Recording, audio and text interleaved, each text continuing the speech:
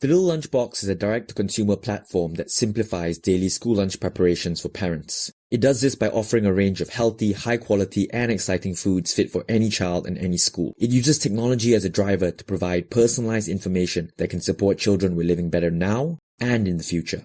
Check us out on www.littlelunchbox.co.uk. Yeah, you know, it's your boy. Yeah. Alright, listen. I started out on the pavement. Bet you thought I wouldn't make it. Wondering why you ain't did it?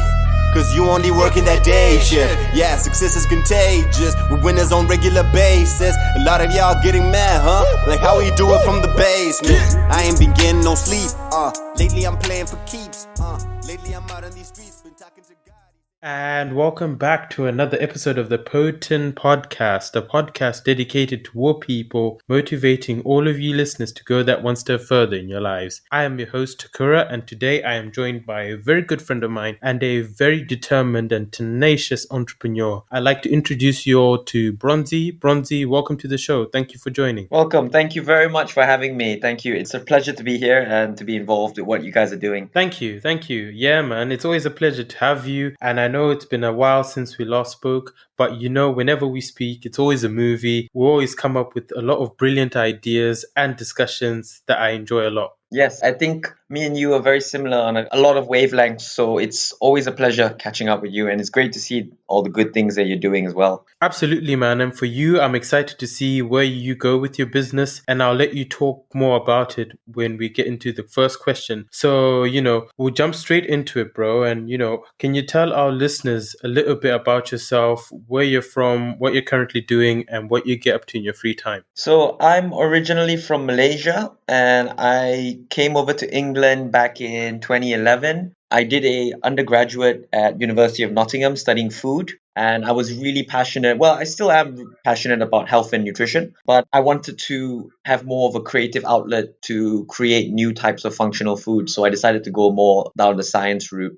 And then after I left, I was advised to, kind of get a job in a big corporate industry, get experience. So I ended up working for Nestle for about 4 or 5 years. That was a really good experience. I got to see like 4 or 5 different food factories. I got to work with a whole lot of different people.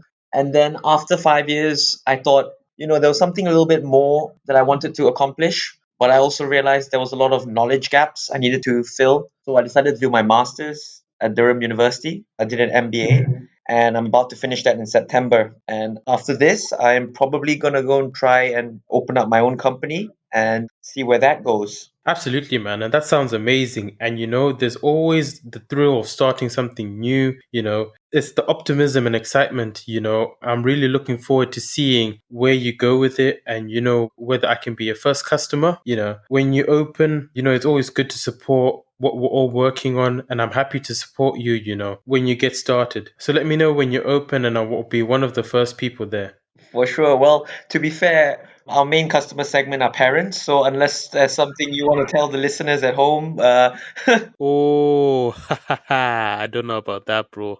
By all means, but we have plenty of food samples that we will be more than willing to share with you and, anybody who's listening to this as well. Absolutely, man. Yeah. And I'm pretty sure the listeners would love to hear more about that, So with that, and I know you're working on a lot of things, man. You've come a long way. So in that, what would you say, your passions are and what do you love most about them? I think the biggest passion I would say is just around health and well-being. I think there's nothing more. I think it was this quote from Tony Robbins who said, "Health is the ultimate wealth." And I really resonate with that because if you think about it, a lot of people sacrifice their health for maybe monetary gain, where they're working long hours in a job they hate for money that, they don't even know what to do with. So I think for me, one of the greatest things, and I'm really passionate about improving, is just being better every day in that sense. So being healthier, having a stronger mindset to overcome adversity and challenges.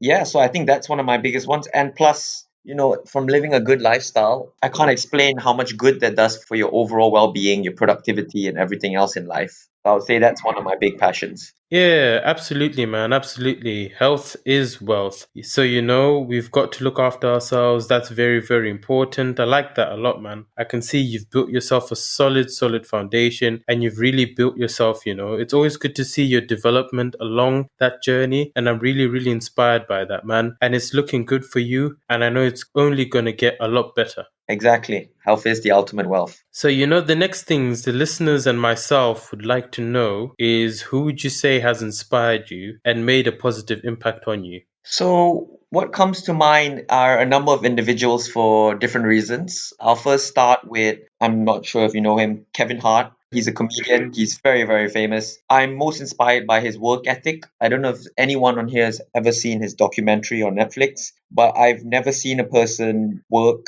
so much, but also not in a bad way to the point where they're run down and tired, but someone who's so invigorated by their work, who's so passionate by what they do. And to me, that's one of the most beautiful things in life, to almost wake up and be ready to go to work, to want to make a difference. And that's something I actively pursue. So, in that sense, that's one person. Elon Musk is another big one. And one of the main reasons I'm inspired by him is his vision. Back in 5, 10 years ago, he was talking about electric cars being the future of automobiles, and everybody laughed at him. They said it would not be possible, it would not be economically viable. And if you look at where he is now with his ventures, SpaceX, Solar City, Tesla, all of them are doing extremely well. And most importantly, they're making a really good difference in the world. So his vision really, the confidence to back himself up really inspired me. And finally, last but not least, Tony Robbins. That's another guy. And what inspires me the most about him is the way he lives his life, And I think he has this saying as well, success without fulfillment is the ultimate failure. That means that people who have achieved success but are always wanting more and are never happy with what they have, to me, what's the point then, Then you're always chasing something that you can never get. And the way that, he practices mindfulness, the way he speaks is, despite the time he allocates to his family and the balance he has on overall life, it looks like that's a very good quality life. So I would say those three for those particular reasons. Awesome, man. And those are some really great examples you've given there. I'm a big fan of all three and what they're working on. I do want to say I'm excited and impressed by what Elon Musk has done and is working on and has achieved. I've also begun investing in his initiatives because I'm also a big believer in moving forward towards a more sustainable, cleaner, and more energy efficient world. And now, he's doing that. He's not just talking about it, and he's doing it very, very well. And that's what I love most about him as well. Those are some really great examples, and thanks for sharing them. And I'm pretty sure everyone listening in will be like, I want to check out these examples. So I encourage everyone listening to go and check out these amazing role models. And I'm pretty sure you will find some inspiration from them as well. So on that, bro, what experience would you say you've gone through that has shown you that there's still positivity in the world and in people? So for me, there was a time in university where I hit an unfortunate roadblock, and that was mainly to do with finances. And for anyone listening here, the cost of coming to study an international degree overseas is extremely expensive. You're looking at, close to 20 grand a year for 3 to 4 years. So somewhere shy of maybe 100K. And halfway through, family made some not the best investments, and I ended up with about a year's short of tuition fees. And this was really unfortunate for me because I was doing really well in uni and there was no actual support that the university was willing to give me. So what happened was a few parents' friends of mine decided to pool together and loan me the money. And this is, they're loaning it to someone who's young, who has never worked before, and someone that they is a bit uncertain whether they'll get their money back. And I think what was the most positive thing to me was the faith that they had in me, the trust and the belief, and the fact that they saw that with this minor investment, it could really help and secure my future. And looking back at it 4 years now, I've managed to repay my debts. I completed university. I worked for 5 years in the UK, and now I've actually gone back and refunded my own master's. So just from that small little act of positivity and kindness, it allowed me to have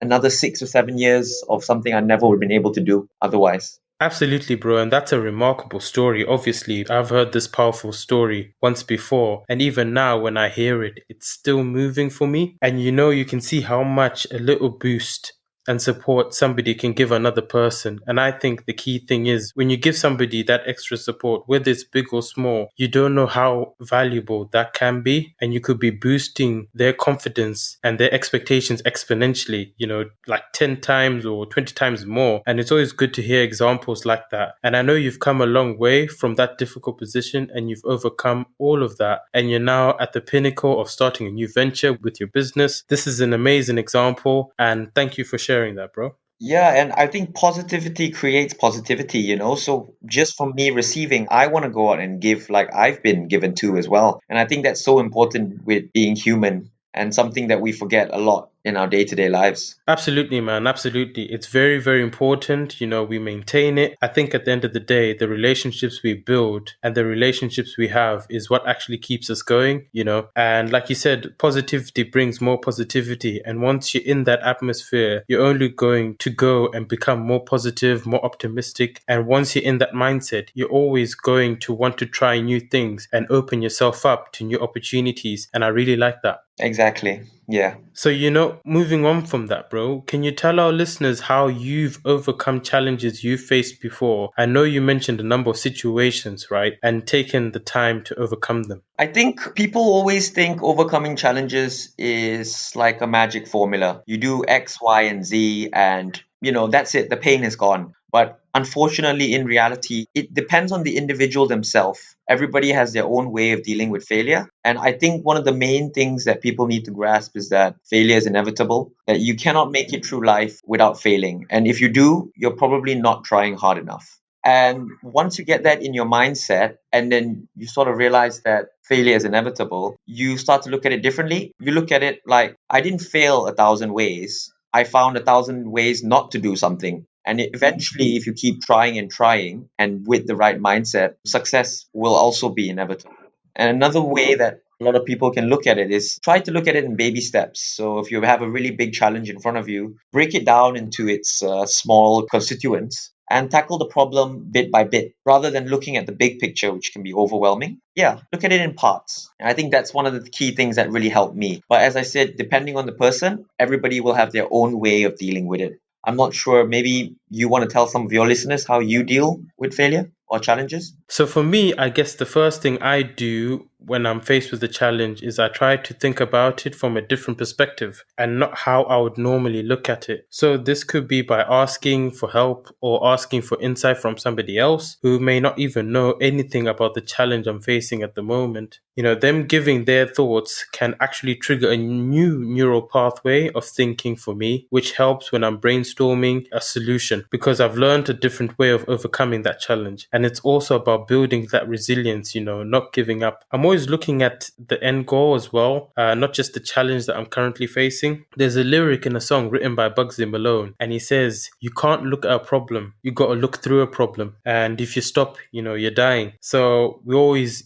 myself, you and the listeners, we always have to keep pushing. The challenge you're facing at the moment is temporary and you can and will overcome it. If you look at it like it's a battle and the war is life as a way of looking at it. So any challenge you face in life is like a mini battle in life itself. So we need to win these battles in our own unique ways. And that's how I would normally approach a challenging situation, and also give myself the time to think of a way of overcoming it, because I think we put too much pressure on ourselves trying to force the solution relatively quickly. But 90% of the time, we won't come up with a solution that quickly. So we all need to give ourselves the space and the time. And, once you figure out a way of overcoming it, it's a lot easier because you've given yourself the time to think, you're processing things. A lot of the time we rush and we miss important details. And that's another thing. You don't want to miss anything important. So you want to take everything on board, then make a well thought out and balanced decision. That's a really, really good point. And I love the fact, and that comes back to how you look outward towards your challenges. So you look at others, you look at leveraging your network, whereas my approach is a lot more internal. It's about my own, what can I control? So definitely a lot of things that you said that made me go, oh, actually, that's something that I can do more of. So thank you for sharing as well. That's really interesting for me. Yeah, exactly, man. And the whole essence of the podcast is for us to share our experiences and add and build on what we're working on. Because I have this saying, I don't know if it's been said before, but I like to think, that instead of us being one dimensional, we can be multi-dimensional. So from the conversations that I have with you, the conversations that I have with other close friends, with family members, with anyone in the business world, I'm taking things on and I'm learning. So I'm adding new dimensions to myself. And I think that's a lot more important because once you become multidimensional, you can adapt to any sort of situation and you're not in any sort of position where you feel stuck because you think, okay, this may not work, but I think there may be another way of trying to overcome this stuff. You're actively looking for other ways of completing tasks. If one way doesn't work, you could always try another way. Yep. Yeah, man. And I'm curious to know on that what you think is the most valuable thing about failure. To me, it's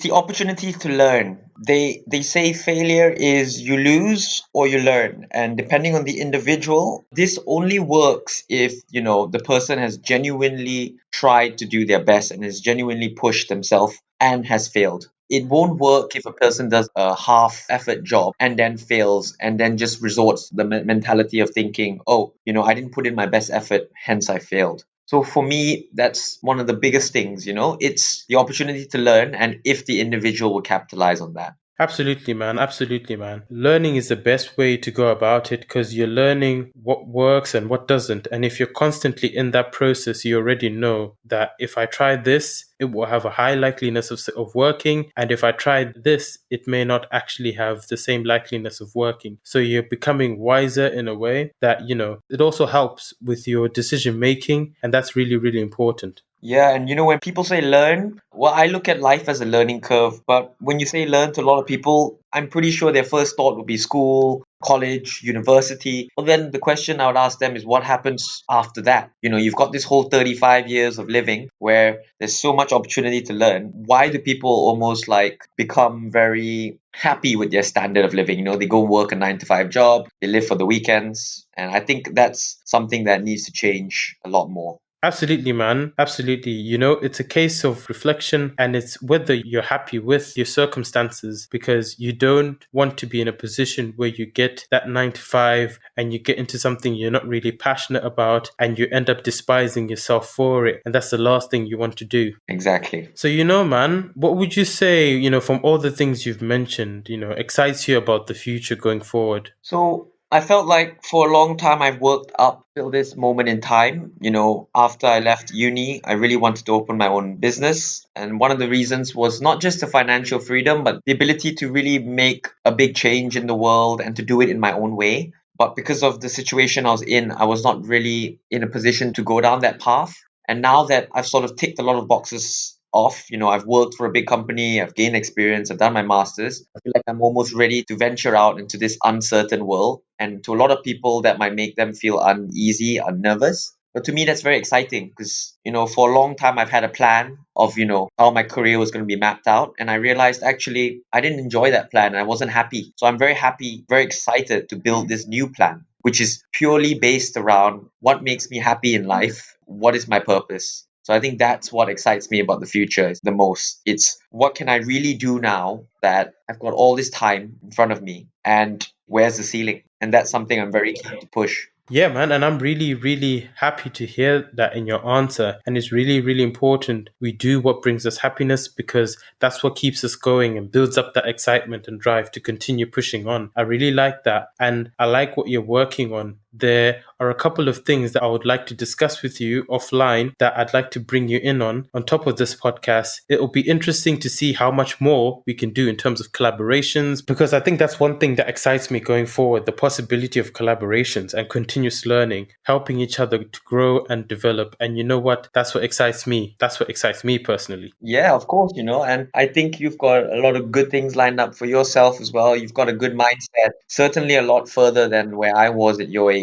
And yeah, helping each other out is what it's all about. Exactly, man. Exactly. We progress together. And I say this a lot. And I like to think it's my saying, but it could be somebody else's. Correct me if I'm wrong, listeners. Once you hear it, let me know. But I love the idea of progressing with people who are progressing, because there's that age-old saying, the crowd you keep will be the person you become, right? So the environment and the people you're around, they rub off on you, consciously and subconsciously, and you end up adapting and taking on their habits as well. So I prefer, and I'm sure you agree, being around people who want to keep moving, learn more, engage more with society, and take more risks, venturing into new things. Exactly.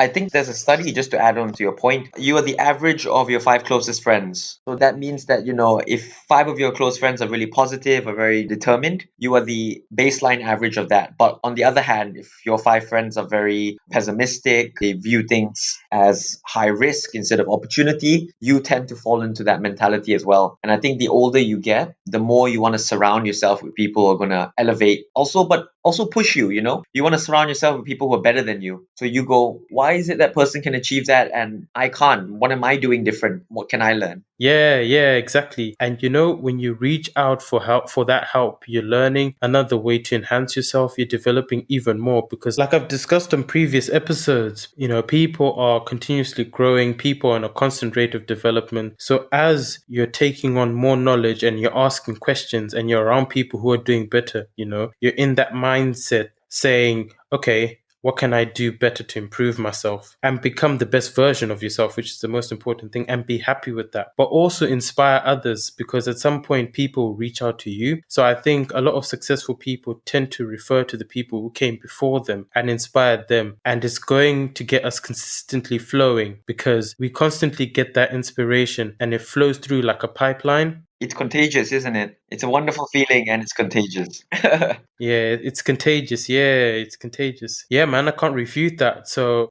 so to add on to that, man, what would you say helps you stay productive and focused when you're completing tasks? So there's a couple techniques I use, and obviously this is what works for me. So what helps me stay productive? Well, a technique I learned from a book called clustering. So a lot of the time when you're at work, I'm sure a lot of our readers get this, you check your emails constantly. And one of the reasons why is, you're almost procrastinating or you're looking for a reason not to do a task. So now if I have any admin things like emails, I cluster them into certain time slots. So maybe 9 to 9:30, 12 to 12:30, and then once again at the end of the afternoon. That way, my mind isn't preoccupied with jumping in between tasks. And I think there's a big study that shows that your mind has a certain amount of concentration points, where if you keep switching between tasks, it zaps some of that. So I try and minimize that as little as possible. If I'm focusing on doing something at the moment in time, that is all that I'm focused on. Another really interesting technique is called the Pomodoro Method, where you work for a fixed amount of time and then you take a break.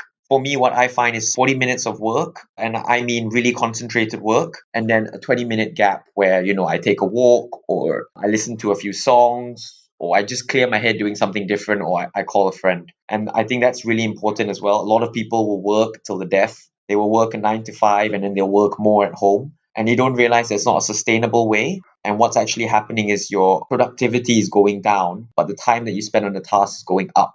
So those are two things that I do quite a lot as well. In addition to that, there's setting milestones. So whatever I want to do in a day, I put down things that I hope to accomplish by the end of the day. And that helps me to, have accountability and work towards those deadlines. So I would say those three things really help for me. Absolutely, man. And I like how you've complemented all three. I find that clustering one quite interesting because, like you said, we can be checking our emails during certain intervals. I think that's something I can do because I've never actually done that. I'm a person who constantly checks their emails like every hour. I could be working on something else altogether. So I think that's something I need to look at and take on board going forward. Yeah, I got it from the 4 Hour Work Week by Tim Ferriss. So this is a guy who went from a full-time job to working 4 hours a week. He swears by it and he still earns the same income that he used to. And I mean, a lot of people do this with emails, but for a lot of our readers, this will also be Instagram and social media. How many times do you just check your Instagram every 10, 15 minutes?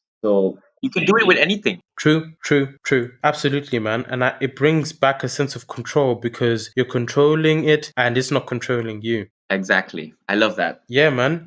So on the things we've talked about, a lot of things we've talked about with the challenges and what we do to help us and stay productive, I'm pretty sure when we do all these things, there's a certain element of stress associated with it. So can you tell our listeners more about how you handle that kind of stress? So I know I've spoken a lot about health and well-being throughout the podcast, one of my main passions. Genuinely, one of the things that helps me overcome stress is some kind of physical activity. And a lot of people think, oh, does this mean I have to go gym 4 or 5 times a week and I have to do this? No, that doesn't mean that as well. It could just be a simple, 15, 20-minute walk outside, getting some fresh air, doing things that get your heart racing, get your cardiovascular system pumping, get all the blood flowing. And for me, that also helps to reframe my mind. I think that's a really big thing I learned over the past year. If I'm feeling stressed, I'm a lot more aware of how I'm feeling in the moment. And what I actually do is I just take 5 minutes to step away, reset my mind, and then re-enter the problem fresh rather than just trying to hammer it home over and over again.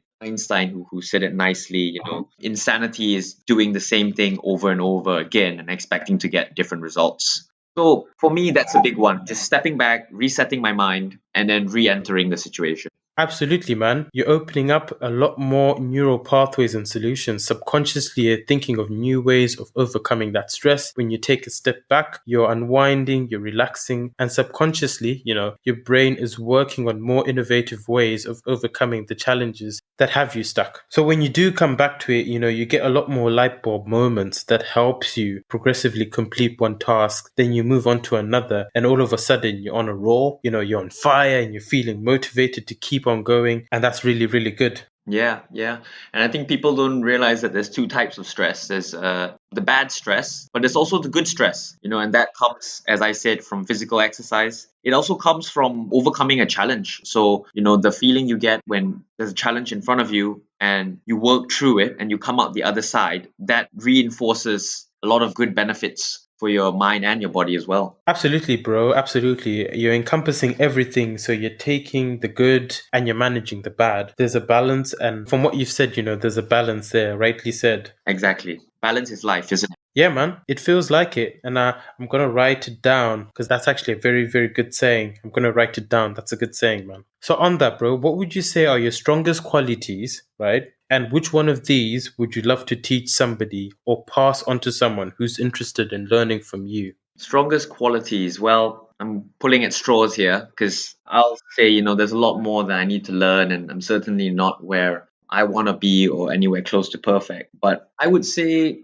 this consistent need to get better every day, which is also a gift and a curse. I say it's a curse because it's tiring, it's relentless, and it's something that you need to work on every single day, no days off. But it's so rewarding because small gains every single day, and across a year or 2 years, you have significantly improved from where you are previously. And I think it was Einstein who once said he wasn't intelligent, he was only passionately curious. And that's something that really stuck with me. I'm really curious how, not just the world works, but how to get better, how to do things faster, how to do things with less time. And every single day I build that into my mindset. What can I do better tomorrow than I did yesterday? So I think that's something, if I had to share on, would be a very strong mindset. And if you think about it, if you adopt that mindset, it's applicable to, almost anything in life. If you want to get better every single day, that's going to help you in every aspect of your life. Exactly, man. Exactly. It's how we view situations and scenarios that will determine whether, you break through them or you let them defeat you. I really like that. You got to have the mindset. You have to be prepared and you have to be willing to adapt to the situation. Then from there, you work out the best way to overcome that or get the job done in a way that's comfortable with you and suits your approach style as well. Because we all have to uniquely find our own way of tackling the challenges we face.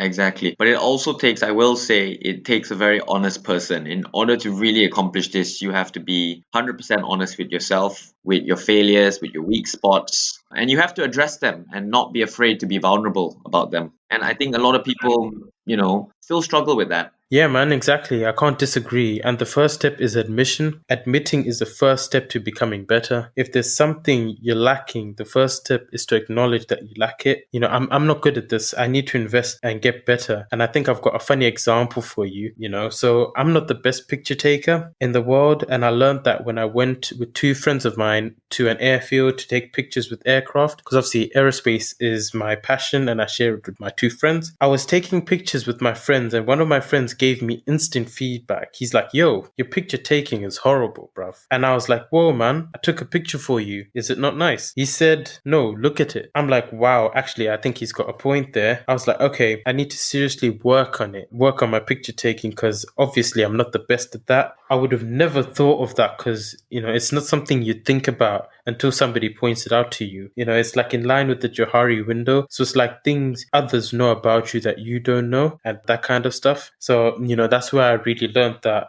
Yeah, and imagine, someone telling you something about your feedback on something you're passionate and you've worked on for years. That's even more heartbreaking. And just to reiterate, that's something that's happened to me many, many times. Like, it's happened to everybody who's been successful. They've probably been shot down 100 times, but people just see this small glimmer of success and they assume this guy's an overnight success, Yeah, that's a big one. Absolutely, bro. Absolutely. That is one. And it's like you said, it's how we take on that feedback, because we use that as a stepping stone to improve and get better, because that's what we use in everything we work on, and we improve based on the feedback we get and also what we think our assessments of the things we are working on are. Are there better things? Are there better ways of doing it? That kind of thing. I think this is something I've always thought about, always in a constant process of thinking, can I do better with this? Can I add more? Is there another angle or new dimension, of thinking? So I'm always in a constant train of thought. So I agree with you there, bro. So on that, bro,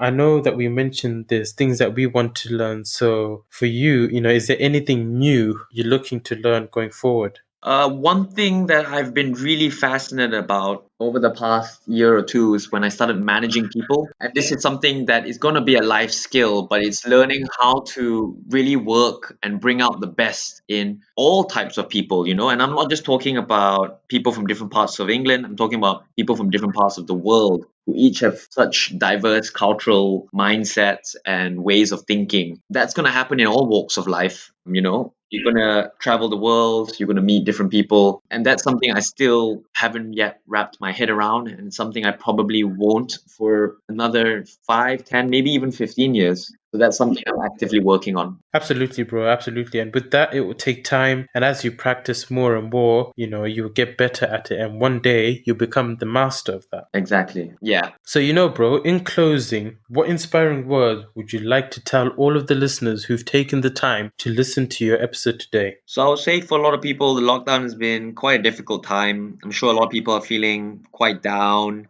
They haven't been able to do their normal routines or do the things that make them happy. But I would say to, a lot of people who are not really particularly feeling their best and need a little bit of a boost, just remember that we're all human and we've all been down in the trenches before. But life is just about getting back up on the horse and, falling down again, getting back up. And it's not about how many times you can get hit, it's about how many times you can get up. But I would almost end with the notion of you got to believe in yourself. And that's the most important. Even when no one believes in you, you have to remain and protect that belief in yourself. Because if that erodes or fades, then there's nothing left. And I think a big part of what you said, thinking about it earlier, was use your friends and family as well. And I always think internally, so I'm going to pull some cards from your hand and say, talk to your friends, share your vulnerability, and that will allow others to share theirs. And in turn, it will create this positive environment where people want to get better. Exactly, bro. Exactly, bro. I love that. And I'm pretty sure our listeners will be ready to jump into something new and exciting that they've been dreaming about doing for ages. No matter how long it is, there's always a time to get into what you're passionate about. And investing in ourselves is the best investment you can ever make. Exactly. Yeah. So on that note, bro, we come to the end of another special episode here on the P.O.T.N podcast. I'd like to thank all of you listeners for listening in and reaching the end of the show. I'd like to thank my guest and very good friend Bronzie for coming on the show. Thank you, Bronzie, for joining. No problem at all, P.O.T.N. It's been a pleasure, and I'm glad to be part of something that I believe will help a lot of people. So yeah, really thanks for your time, and it's been a really good experience.